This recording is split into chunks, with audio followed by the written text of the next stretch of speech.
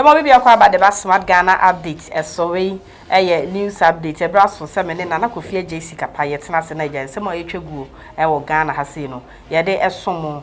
Yeah, one penny that John Dramani Mahama, when they need Chilemu, our class FM, a quiet interview, been an interview in on Busebisan in Semi Sebekaya, a brown what is one, when they need Chemu. Now, one more interview and say, why a corrupt Hana. That's when to me and science or the one wala went to me a man son on the idea. Then no paper and a class FM for so a bisan a son, you be a papa. A brown what you saw who call bridge, you interview so a corruption. When to me a man answer, said be papa bia. A dear Benty and a woman said, yeah, to me so a corrupt and pana, and what just so they be. And tis a name, as I said, a question about you know, as a pemono, it's a pemness and not Nancy Nina, a journey team. Young got here and Canegan and Pin John Draman Mahama said you watch a Chinese sim. Yeah, by a great champion. My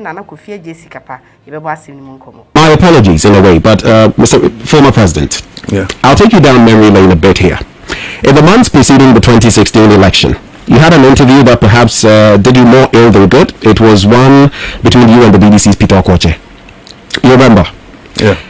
And your answer to certain questions posed to you was lapped up by your political opponents, the NPP. In short, the opposition men, now the incumbent, used your answer to give you a bad name and then crucify you on the cross of corruption. Today, I'm offering you an opportunity, and maybe all of Ghanaians as well, who are listening to you. On the subject of corruption, are you corrupt? Or would I say, in another way, are you incorruptible? You know, the thing about that interview was that question was a very discourteous question. Yeah. The Western media has created an impression from some solid experiences. I mean, the period of Mobutu Sese Seko and all of them. Right. That characterizes every African leader as corrupt. And so, I mean, one won't ask a Western leader that kind of question because it's discourteous. Oh, but they do. No, I'm just telling you. I mean, if I was speaking with Tony Blair or you were interviewing Tony Blair, I'm not going to ask him, are you corrupt? But it's that perception that African leaders are corrupt that made him ask that question. Right. And of course, he threw it off the cuff. You know, it was a question about, have you taken a bribe before? Yes, exactly. You know, and it caught me off guard. I'll tell you that. But I answered it. I tried to clarify the question. But he kept persisting, and I said no, I haven't, you know. But of course, our people took advantage of it and made quite a lot of noise about it. I know, and a man penny that I actually chimuno. Once I assemble on man, now we need to depend baby sound to one internet me pemo, a pemo sana, and someone said of best on Sunny. I just say a journey, I could baby at tap a pepe, and a man penny that I pass a watch. It's no, you're a bass in the moon. Now I will fear Jessica. Kodaba, you are champoma. The sexy and cutest. Major muffin. I see a few cakrapas. This is America koi. We call Accra. No, a hoya. Hobaya be. He said, among us, so much a day. North America. Okay. Near North America. And South America, France, and bad. And they're no near the Oh, said the woman, the Jam Hot Dance Aquabine. Yeah, the Yamiasi. Where's the Wafa who you claim to me? Said the issue, Mahuta Papa, home for so bad to say. Man, Tabuna to Mukuma, Emwa, so my dad, I had Chapan, you know, Sulius is Anwa. Was a video, you be a face, Papa, Nani, that's so, and one, and yeah. Your man penny that Akasa. Was there 7 a pemono, a pemness, and as a ma, sort of us with Chimney and a journey infinity. This shows how clever and smart politicians can be. Oh, okay. Politicians are very smart when it comes to dodging questions. And some economic transnum bring who we are, no matter plotted another one, obutum de in one. And one thing is that Tina politicians do no percent enlightened people and people who are educated, if not fully educated by half education, because say be knowledge no be powerful because to be say knowledge is power. You know, untumi en kasanchiri will be power that is knowledge. Anyhow now baby. So what I say they will put you through certain difficult questions you might not be able to understand or answer. Kanema mpani kase samno bopem na nchine want me anyanwa me mum de meka cheze sorry sir, it's not true, because as a politician, president for that matter, you know, that are not a certain president. So say you were not expecting a question of corruption, because corruption has been one of the issues the whole world addressing. So a president too, so a floor member politician, whichever we are who belong to know. Corruption questions there, you should be ready and you should expect it at any time, at any angle. And do I say a pianontina went to me yanwa menini? Yes, so we all know the answer or the at the time. Just say answer the a bit funny. Be say nipa say as president nipa say not as president but as John Mahama, or as human being.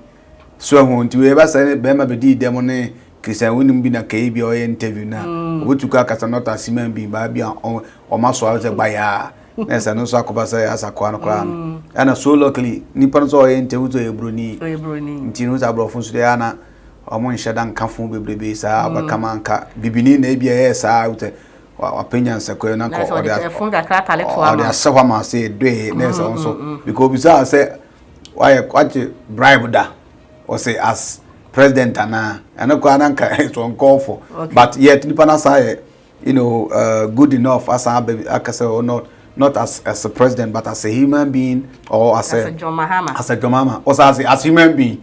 Ni person we tu na moto amoka say be as human being no or patch say we ye nipa yi dia na so any pay dia say nipa na say nipa bi e dan ya yi kakra tio mo ye tu na moto ho ba ta mo din komo na menya sure say na sabe kusie bia na say otwen bia agina ho nipa nwen say me no to ho ya nti you dey ma bi sam say nanaji waji bribe da me say be ya nanaji ya na and reasonable. Okay.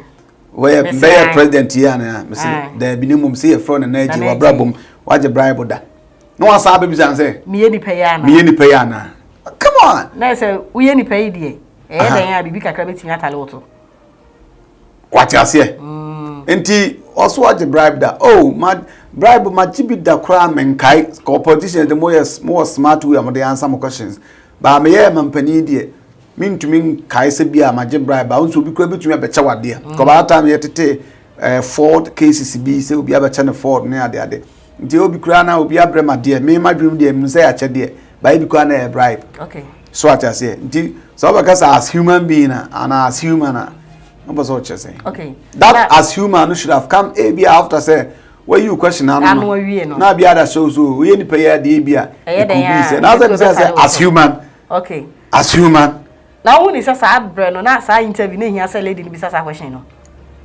Oh yes, because we hear a whole president na say we dey betina TV so we fan say we are seeing na TV so now we be say are you corrupt? Do you expect the person say one can say ani na say David?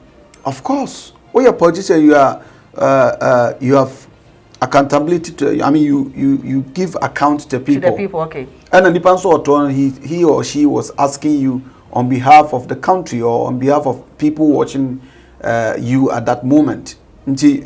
Also bisa because abofo kra dem bisa sa questions more pa. Trump near the question you be trouble we refi say emre bi Trump yi coronavirus issue ya who journalists bisa na someone the bufu ye. They ask questions, so it's up to you to know how to answer them. So what I say, corruption there when was as so only be that but what there be bro so na e questionable. Yes, so for you. The answer na nipa no also for Bridget bribe bebrebe also for am kwa je more pa. Okay, I'm telling you more na je pa because we go on more you can corruption as say a kwamboni bia offer so discovery nipa bi o corrupt wonam kuntina se de bia ye what you say one say nipa ade o de buy so we be metiko nanim person nipa so chena kwam yiye on to me nye also memo yiye de bia am 10 million what a corruption. Okay, what you adam die nti corruption dia so for ndom nyanka ye hekọ akomo pa na ejipa ba na mo se ye ka corruption na de ne akobu politicians nti Mr. Mahama and former President Mahama so waje bribe da enye news ye nyina tete one way or the other yaje bribe da and yaje ya practice corruption pen e ho numbers nka be room kakra say enti ne yema mpanyini antumi answer sa question no indirectly no e che say we corrupt. Well, corruption charges is a corruption tag nankasa as a tag no their target former President John Dramani Mahama amanfo bi efi say or corrupt. Oh, okay. That is what you hear. Me there, me man corruption be that mean to me man bribe that mean to get for corrupt. Watch I say men koto afford be man. Men fan confirm be an command to Burkina, you know. Mean to mean say I personally cannot call him so corrupt because Bible see the when you who and the demand and say but there is no smoke or that fire. Okay. And there is an iota of truth in every little rumor. The Bowana says, Usanya big platform to BBC. Near Bisana so went to me and close Usime and the Dahono went to me and cut next day ampa. Tiaka na baba yampa songs that and Tino. Maybe so Casa Boffa and Israel Hode. Menen nyadwe ba kokora. Wona nyadwe se ebofa ne. So because question e bofa. Won question bu onu ma etimi pemo. And I be your son, medical explain was say, as a politician, there are certain questions that you don't and you want to say Ubin to me the first show to say that question can come from any angle. Because at that time Krana Mudin Komono, we are certain president of all perceptions that we are corrupt. So what I say, come check in and be an echo so mine. And on original so bisa do kasa e fa wani so a menyin tum. Eti na woni se sabra no na ya kwanya na wo se e mampanyi dada adwondman ma wo fa so na wo declare. Otu declare that obi ehun se de ya manfo adwondman ya no. Okay. Ntina wo sa ko use that as a bema na e bia obaware na wo counseling na wo ko say minim so baby sa sama me no oba dada and am no oba nada. These are the questions the baby saw. You should be ready for them. Oko counselor na. You baby saw. So no oba dada. Obetu saw or no oba like we a virgin. And I know oba dada. And even many akra ba na here to ho. Ya na ye be ware na ye ko counseling. You betu be saw me be man say mo dada. Afuna be so and na de basa na nkofo de dan de me tibi na me tibi nso no. Me na chi answer be ka say question be pem me.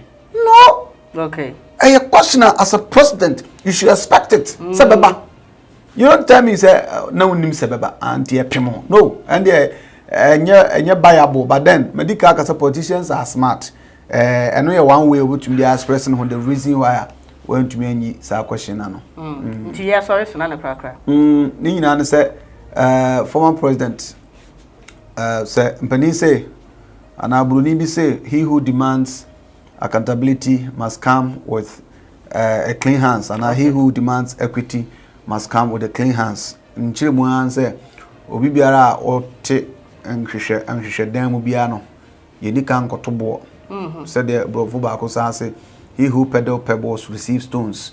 So o de abosia kopiti obi so the bobu to me shoot him. Okay. So what I say in other words but me say o demand recently a year o demand some company or tia kunya so yomra na omunye a friend say debate na ombe no sanka yampase ombe ya na if they have agreed some be debate na they are not going to center on one issue ebeko all round ebeba na mumienu ye de mosi ho say corruption how were you going to respond to corruption charges? Okay, so no dey na why ready once no dey wono kompo na air free for sa say wo munhia no je dey na dey ready the questions ni guni tirim yeah questions ni good tirim e bia so say no fan ni so some dey won say bia say dey erase this a friend saying debating and infrastructure my ebisi no menye ebi nche my ebi menye ebi nche ndi menye ebi nche menye to bia na dey ben say ye kan wa che Dubai circle okay ye kan wa che say